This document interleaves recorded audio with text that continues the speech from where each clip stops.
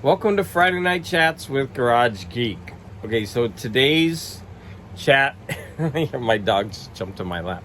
So today's chat is coming after a very kind of stressful week for me, so I'm kind of just detoxing. What is really nice is that I have a 3-day weekend. And that's going to be good because this week I was very unproductive when it comes to YouTube.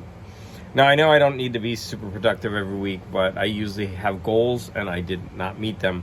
For example, I didn't do any movie reviews. And there's a reason for that. I've been doing a lot more reading. So the time that I could have been watching movies, I decided to read this week. And even though that might not produce a YouTube video, for me, reading is really important. I only did one album review, and I wish I had done more. Something else that's happening with YouTube that I need to figure out this weekend is I keep getting copyright claims. Like about 1/4 of my videos get a copyright claim, and I've been trying to stick to the rules, like no clips over 10 seconds. Right? So I'm always trying to get 9 seconds or below. But I guess, like, for example, if, like in one of my videos, I used a Rolling Stones clip, and I think that may have given me the copyright claim. So whatever it is, I'm gonna look through my videos this weekend, and I'm gonna try to find out what's going on. I really, like I said before, I really like making those videos that are kind of like mashups of a bunch of different scenes. I think they're fun, and it's just something interesting to do that's different. But I guess one of the rules is, like,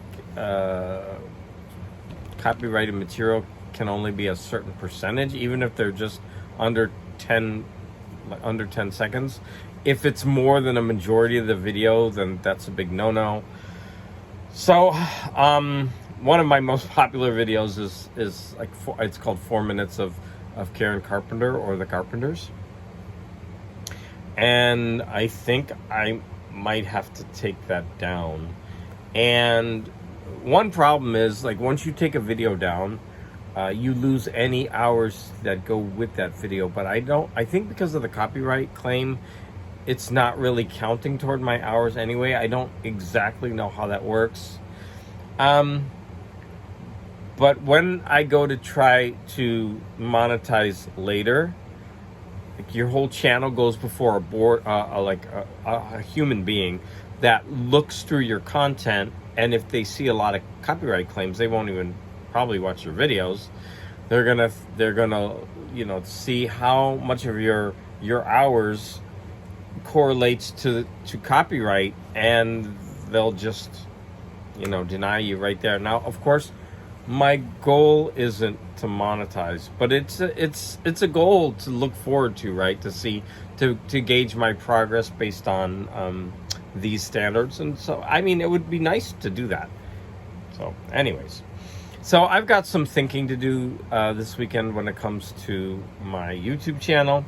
So that's a goal that I have over this 3-day weekend. Like I said, it was kind of stressful at work. I'm so glad it's over. 3-day weekend. I know not everybody gets a 3-day weekend, so I'm very thankful that I do have the 3-day weekend, so that I can kind of just reflect not only on work, but also on what I'm doing with YouTube and where I'm going, where I want it to go, and how I want to move forward. All that kind of stuff. So, one thing that happened today was my friend wrote me, and she said that, "Oh, did you hear that Hillary Mantel died?" And of course, that's really sad, because Hillary Mantel, she was 70, and so, I mean, she's not that young, but 70 is, to me, still young to die. And I also think that's sad because she was such a good writer, and so to lose a talented writer younger, when there's so many mature works that could come from that writer, that's also a loss. Not that any death isn't a loss, but when you can lose something that can move the world forward culturally, I think that's a major loss. So if you're not sure about Hilary Mantel, so she twice won the Booker Prize. I'm a huge fan of the Booker Prize, and I try to read the Booker Prizes and the nominees every year, and sometimes I fall behind. So, for example, she won.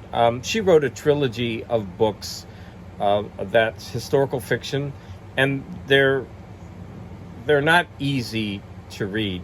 The writing is spectacular. She was, I should say, such a good writer. But I'm only basing that off of the one book of hers that I read, which is Wolf Hall. And so that won the Booker Prize, and that book was so good. But it's dense, it's hard, it's not easy. And I was shocked because of all the writers who become like superstars, she became like a superstar. And I was really proud of that because, like I said, her writing is not easy, and for so many people to embrace her, I just thought that gives hope to the world, right? Because she's such a good writer. And so her next book, the second in the trilogy, was Bring Up the Bodies, and I actually didn't read that one. I was going to get around to it. I was actually going to reread Wolf Hall, and then then read Bring Up the Bodies, and there's a third in the trilogy, right? But before her death, obviously, I didn't get around to it. I was going to do it eventually. I knew I would, because every so often I get on a Booker kick, and I start, knocking out some of the ones that I missed. So Hilary Mantel was mostly known for historical fiction, but that's not all she wrote. So I'm not going to go totally into books. I have more to say about literature in this episode, but just in case, right, I want to spice it up a little bit. I'm going to come back to literature later because I actually spent the majority of my free time this week on literature. So I want to talk about, well, speaking of literature, I want to talk about some of the recordings that I was listening to this week. So I did a review of Grant Hart's album, The Argument, which was based on John Milton's Paradise Lost. And so after I posted that, one of my YouTube followers, he also makes videos, he's great, he recommended that I listen to this. It's Ulver, and if you could read it, it says The Marriage, Themes from William Blake's The Marriage of Heaven and Hell. I'm reading that off the side. Okay, so basically, this group, Ulver, used the lyrics of William Blake's poetry to weave their songs together. But, so first off, it's a very strange work, but it's excellent. Now, originally, I guess, because I don't know much about them, they're Scandinavian, Norwegian. I'm going to research it after I'm done listening to it properly. I always do that at the end.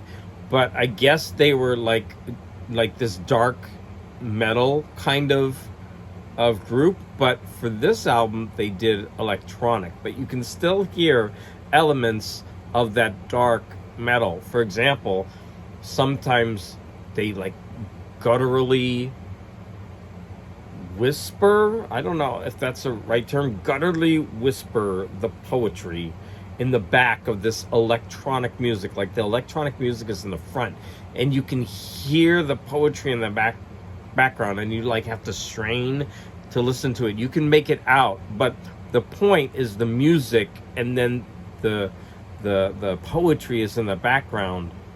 And then it'll change. Then it'll be like the poetry slammed right in your face with just some of the music. And then there'll be long instrumental passages. And I only listened to the first disc. I listened to it on repeat. This is really interesting. I can't wait till I'm finished listening to it, both CDs, a bunch of times so that I can do a deeper dive. Right? And so that was one thing that arrived. Oh, the reason I bought it is because it wasn't available on Spotify, and I didn't want to listen to it on YouTube. So something else I bought this week was Cyndi Lauper's At Last. No, this is a really old CD. Well, I mean, it's like not super old. Let me see when it... Oh, 2003. Okay, so the reason I bought it is my husband took... He loves Cyndi Lauper, and so he took... I'm gonna scratch my nose. He took the CD to his job, like right after it came out. He was listening to it at work, and then it disappeared. So either it got broken or stolen or something. And so we've had the case for like 15 years with no CD inside of it. And so as I was going through Amazon, I was shopping, basically online shopping, and I saw it was $5, and I was like, well, let me just get it, because number one, I also really like Cyndi Lauper. I think she has a phenomenal voice. I really don't understand why she isn't bigger than she is. I mean, she's kind of considered a one-hit wonder, and I don't like that, because she has so much talent. And I've seen her multiple times, even like now, and her voice still stands up. And this album is gorgeous. It's all covers of some really gorgeous songs, right? Standards. And so that's one of my strong suits. I love when pop singers do American standards. So I'm so glad I have this back. And so I think I showed this last week. I might have. I got this in the mail. So I went ahead and I bought this because it's also a cover album by David Bowie that I never listened to.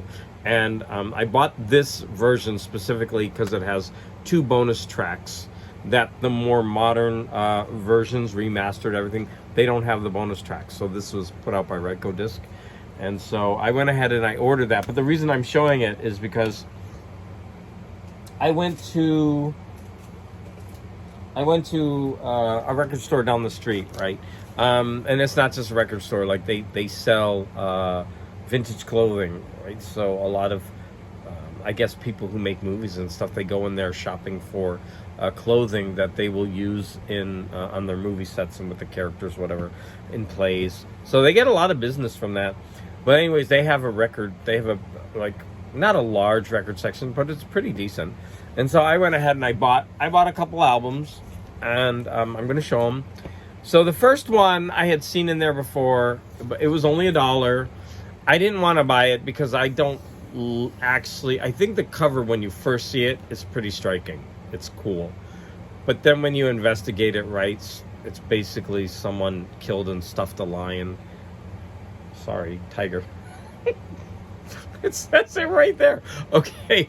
And I'm not for that. So I passed it up.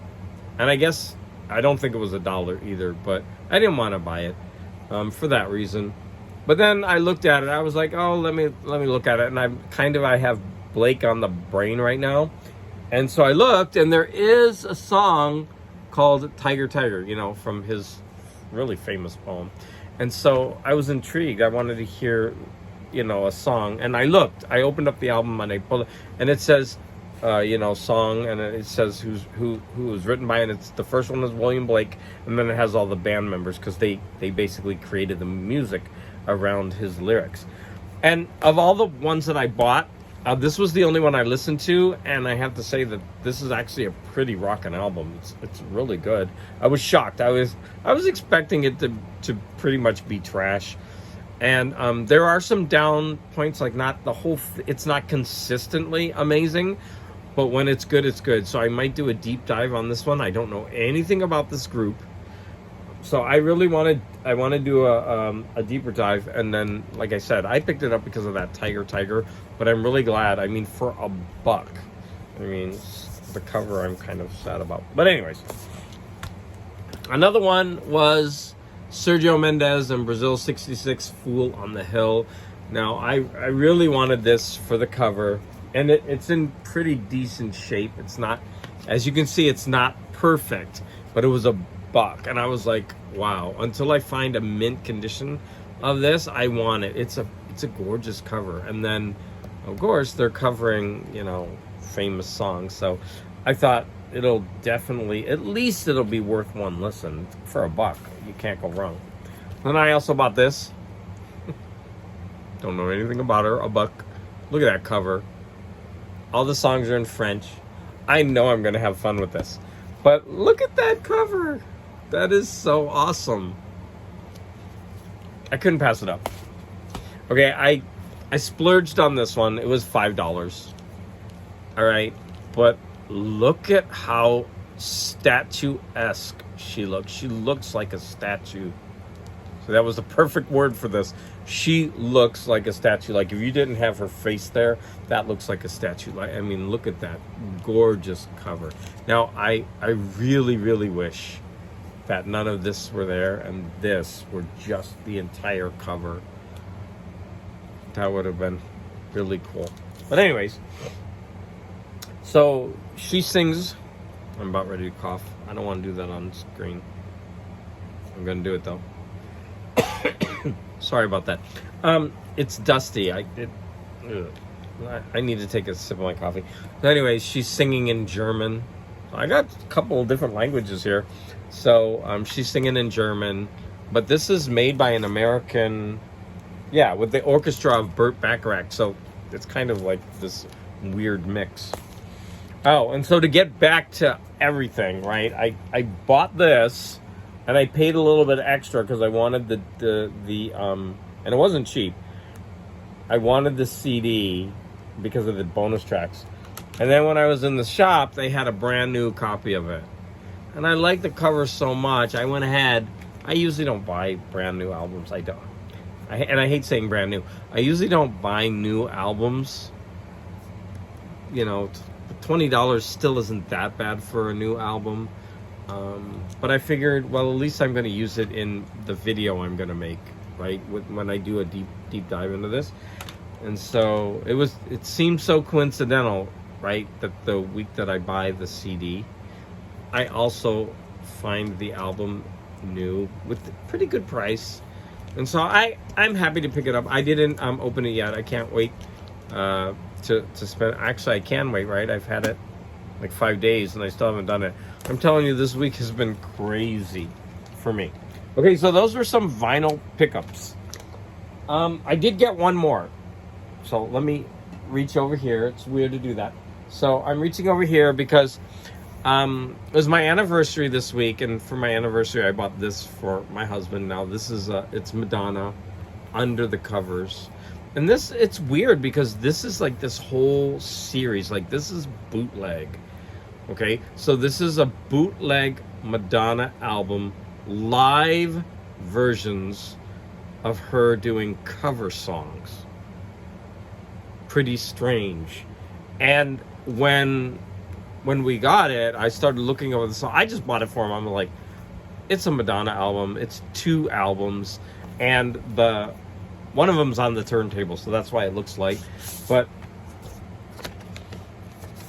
it's this gorgeous vinyl, right? It's a total bootleg, right? This is not licensed, but the strange thing is, there are so many artists. If you go to Under the Covers and you start researching this, they have all of these artists that they've recorded and they're putting out albums for, and it's bootleg stuff. Now, you remember the old, and if you're old like me, you can remember when the bootleg was just like it looked like it was a, how would I describe it? It's basically a blank record cover, and they would paste a sheet of paper on it, and there might be a stamp, and then it was typed with like what songs are on it. It's like that. But look at how gorgeous this thing is. And then, I mean, look, you even open up, you got this great, and the songs aren't shabby either. So, Je t'aime, moi non plus, which, you know, my French. Hey. Nothing Compares to You and Purple Rain. Toxic. Rebel Rebel, Everybody is a Star, Take on Me, La Bamba. And it goes on. Billie Jean, Imagine, Hallelujah, Send in the Clowns, Redemption Song, Fever. I mean, it goes on and on. La Vie en Rose. There are 20 songs on this. This is actually a really nice thing. And at first he was like, well, thank you for buying it for me. He doesn't like live versions of he's not into live music. So I was like, I knew that before I bought it, but I was like, it's a new Madonna thing that you don't have. And then he started listening to it, and he was like, I actually really like it. It's nice. The quality isn't bad. So I'm actually going to listen to it this weekend if I can. So that was another thing. So if you have a favorite artist, I recommend that you look up Under the Covers, buy a bootleg. This one had to come from overseas. I think it came from England. That was where it was shipped from, but I don't know where it was made or whatnot. So another thing that I was really listening to this week was since I've been doing a lot of reading, I listened to this Phaedra by Tangerine Dream. Now, it's just this weird ambient album, and I've always like popped it on, listened to it, and not got into it. So like every few years I'll be like, why is this album like so critically acclaimed? Why does everybody love it? Like I put it on and I'm like, Well, I listened to it this week.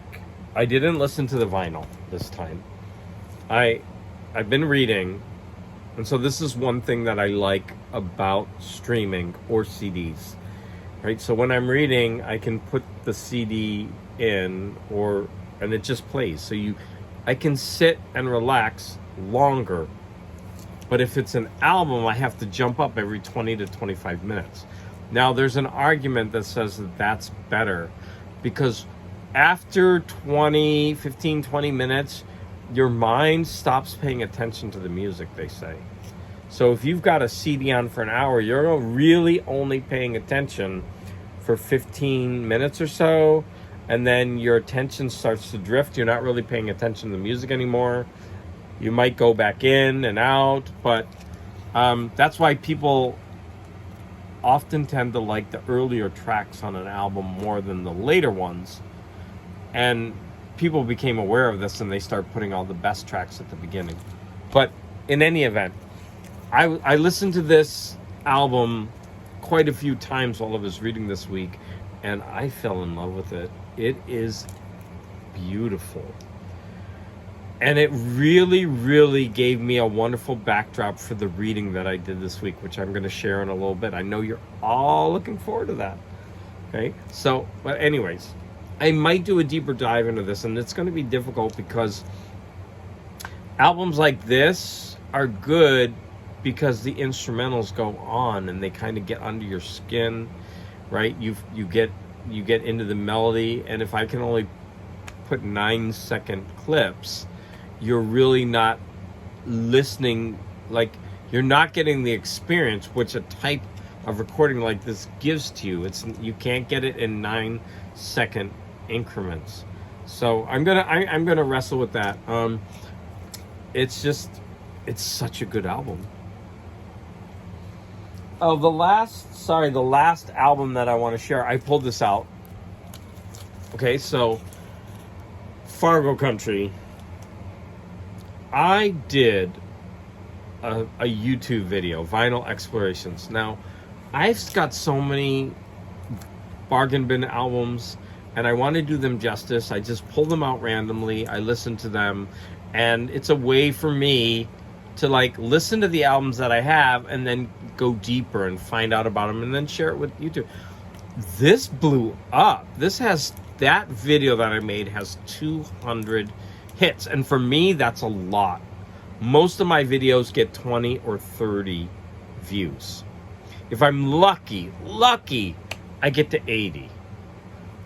As of right now, this is over 200, and I don't understand. Like, YouTube is so fickle.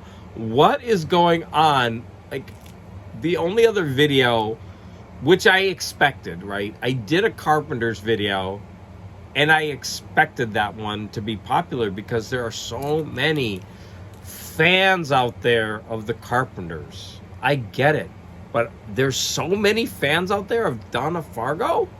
I am shocked. right? I kind of thought she was forgotten. She must not be. If anybody knows what's going on, can you explain this to me? Is there like a Fargo fanatics out there? I don't get it. I like this album a lot, but I just did not know there was like this, like, why is this video getting so many hits? I want to understand this because it's interesting. Like, why this video and not a different one? And does it have anything to do with the fan base, or is it because YouTube promoted it so more people were able to see it? I don't know. I don't understand. It's very strange. All right, everybody. Wait, let me look at my notes. I talked about that. Okay, I did make an Amazon purchase and an eBay purchase. I'm waiting for that stuff to come in the mail, so I can't wait to show you some of the stuff, because a couple of them have to do with some interesting art that is literature related. So the last two things that I want to talk to you about today, and I know the YouTube thing, like for the 10 of you out there watching my video right now, first of all, thank you. Okay, I'm in no way, but I'm just like, not many people watch my Friday night rants. I bet right now it's going to be like a drop-off point, because I'm about to talk to you about Paradise Lost, and then I'm going to talk to you about this book, and I'm going to do a little bit in defense of children's literature. Okay, so I'm going to talk about this. So I'm already at 26 minutes. This might go a little bit over. Sorry, I try to get it to 30. Under 30. Sorry, I need to take a sip.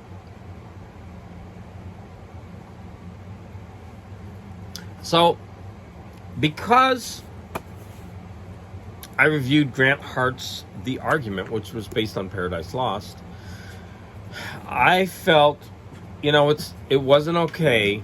Hey, stop it. Stop. I felt it wasn't okay for me to not to have ever read this. This is an important piece of literature, and I was reviewing an album. My dogs are playing. That doesn't sound like he's playing. But anyways, they're playing. So I just thought I need to rectify this. And it took me one book to get, like, each, they're divided in books. There's 12 books in this. So, Angel, stop it. So it took me about a book to get into it. Like, I had to get used to the style, the writing. But after that, boom, I was off like a shot. I am enjoying this so much. Now, I slowed down. I was trying to read at least a book a day, but in the middle of the week, because of work being so stressful. Hey, you don't need to see my face all like that. Hey, Angel, stop it. You're ruining my YouTube video. Don't shake your tail at me. Here, come over here. So you know how to paint. Sorry, everybody. So anyways, as I was listening to this, I'm highlighting stuff that I think is really cool, and there's so much. It's so well written. I'm like shocked at how good this poem is. And then I went online and I was watching a Yale professor give a lecture about the beginning of this, and wow, I learned so much. It's so crazy. So I'm not going to bore you with a ton. I swear, I'm only going to talk for like 1 or 2 minutes. But I have to tell you my appreciation for this. John Milton was number one. He was blind when he wrote this. So I'm like, how did he write it? And then number two, I know that sounds dumb, sorry. Just forget I said that. But it basically, it amazes me, right? When a writer can overcome a handicap, or like Beethoven recording when he was deaf. I mean, wow. Okay, but anyways, back to John Milton. So he had been involved with trying to overthrow the government, and he was for regicide. I think he even wrote it. Like, I'm not sure. And so he wanted either the king or the family, like, wiped out. And they lost. And then what happened next was the restoration. Like, he was really in favor of free speech, of all that stuff, which, happened about it. So he wrote this around 1670 something. And so, when you talk about, what happened in the United States was free speech, all that coming like, what, like 100, like, oh my gosh, my history. 1776, like 100 years later, okay? Or something like that. So he was doing that 100 years earlier. Like, they were trying to overthrow the British monarchy, wanted them killed, and they wanted to establish a government. Now, the reason I'm telling you this is because he wrote all about it in this through Satan. It's okay, but back to him. So he lost. Most of the people were rounded up and they were executed. He went into hiding and he came back after everyone else was pardoned, but he was immediately thrown in jail, and he could have been killed, and we could have lost this. Like, it's really, really fascinating, that history. And when I'm reading this, I don't know how this got published. It's so obvious that he is writing that the government should have won, and that he's writing it from the point of view of the people who lost the government, because you probably know that this is mostly about the fall of Satan and how he then goes and tempts Adam and Eve.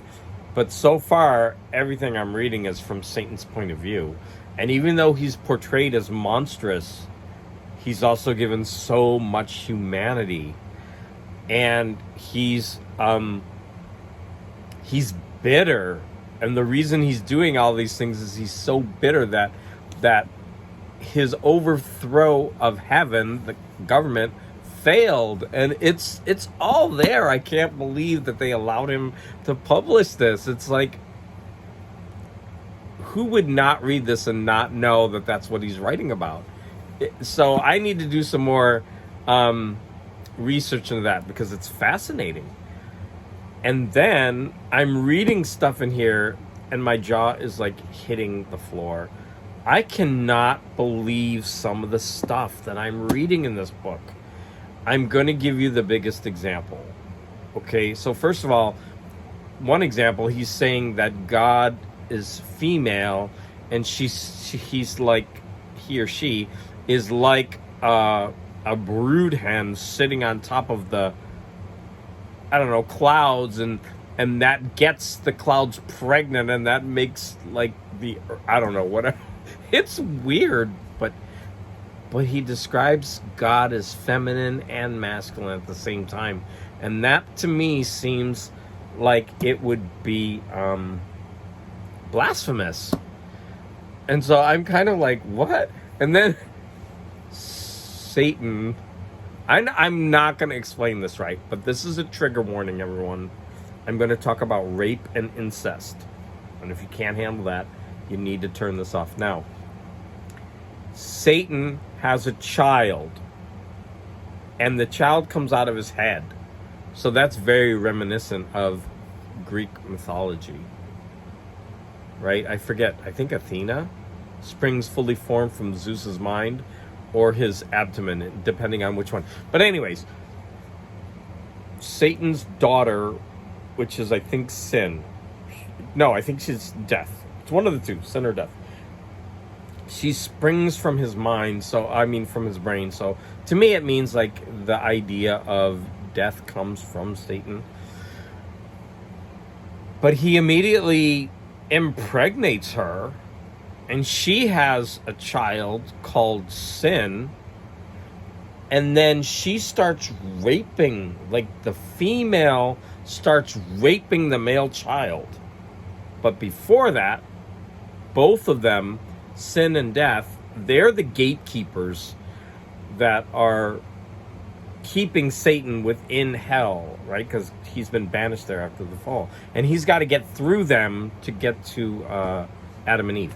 So anyways, he goes up to his kids, and like Death, the female, has these hellhounds, but they're coming from her womb, and they're coming out and they're baying, and they're going in and out of her womb. They live in her womb, and they come out, and her womb is described as a cave, and they're inside the cave, they're baying and howling, and they're coming out. And every time she rapes the son, another hellhound is formed.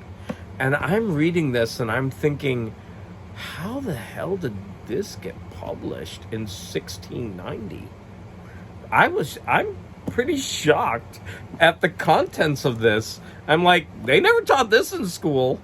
I mean, that was, as I was reading this, I'm thinking, this is just too wild. So, as you can tell, I'm having so much fun with this book. It's crazy.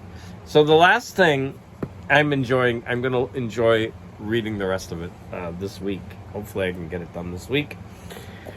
So the last book that I want to talk about is Jenny of the Tetons. So during the summer, 2 summers ago, I was driving. I went across country and I came back, and part of the way I was going along the Oregon Trail, stopping along each of, as many sites as I could, the history. I listened to a couple books about the Oregon Trail. Especially there was this one book where 2 brothers did a wagon with horses, and they did the original Oregon Trail, like even on the roads with cars going by. And it was real. They really did this. So that was a really cool book, right? And the brothers were very different, and how they had to struggle to get along the entire trip. But another book that I read was a children's book about a fictional account of a child who, I think it was a real child that was on the wagon train, and like what happened along the way. And so it was a kid's book from this series. And the only reason I listened to it was because I was on the Oregon Trail and I just wanted to hear some more information. I figured, well, I mean, I'm going to get something from a kid's book, right? Even if there's some history. That book was so good for a kid's book. I was like shocked at how I got into the characters. I got into the history. At the end, there was a blurb about what happened to the real person later in life. And I was like, I wanted to do more research. So that, I mean, I've read tons of children's books, tons, because I'm an English teacher, and I teach middle school, and now I'm teaching high school. So I usually read the, not the Caldecott, the Newbery Award. I try to read that at least every year. So this series of novels is historical fiction for children. And this summer, I went to the Grand Tetons National Park. It was the 3rd time, but this was the first time I spent a few days there. The other times I had just driven through. And so I wanted, to read another one of these books to see if I could learn more of the history of the area, because there was a lot of Mormons that went through there, and there's just a lot of history. So I'm reading these, and I'm trying to give you a rationale of a defense of why I think more people should read these. Number 1, they're fast. Number 2, they give you history. So you don't have to read this like giant history book and, learn about every, thing that happened, right? You're going to get a condensed history that throws you into the action, and you feel it from the characters' points of view. And I mean, that's what good literature does. And even though these are written for kids, they are so good. I'm enjoying this one so far. I'm not very far in it, but I'm definitely going to read more of these. So that is my defense of historical fiction, especially in this series called Great Episodes. Now, I'm at 40 minutes, and I was only supposed to do 30 max. But you know what? It's okay. if you're along with me this far, thank you so much. There was a lot that I just kind of wanted to get out and share. This was like a crazy week for me. It's okay if not too many people watch this, right? I have to be okay with that, right? Sitting and listening to someone rant and talk and go on is not going to be everyone's cup of tea, right? So, but if you have listened this far, please put any comments about anything I've discussed. I love responding to the comments, and I look forward to spending more time with you next week. And hopefully by Sunday, I will at least have a couple of videos out for you. Again, thank you. Don't forget to watch some of my other videos. Like, subscribe, hit that notification bell. I really, really appreciate the support.